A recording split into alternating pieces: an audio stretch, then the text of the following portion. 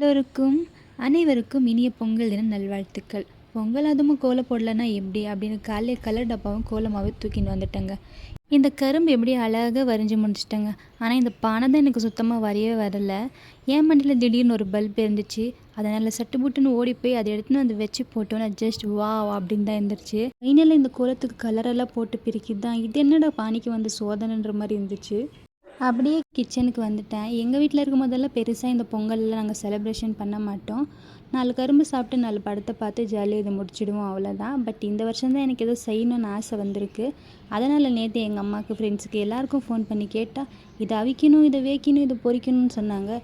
நம்மளுக்கு தெரிஞ்சதை பண்ணுவோம் அப்படின்னு கையோட எல்லாத்தையும் ஒரு அடுப்பில் செஞ்சுட்டு பொங்கல் டிஷ்ஷெல்லாம் ஓகே, இன்னும் ரெடி ஆகலையே ஞாபகம் வந்துச்சு. குடுகுடுன்னு ஓடி போய் நான் கிளம்பி ரெடியை வந்து இங்கே என்ன எடுங்க, அங்கே என்ன எடுங்க, இப்படி எடு அப்படி எடு ஒரு 4 போஸ் கொடுத்து 4 ரீல்ஸ் எடுத்து இன்றைய பொங்கல் தினத்தை நாங்கள் இப்படி தான் கொண்டாடி முடித்தோம். உங்கள் வீட்டில் பொங்கல் செலிப்ரேஷன் எப்படி போச்சுன்னு மறக்காமல் கமெண்ட் பண்ணுங்கள். Until then it's by from Asha.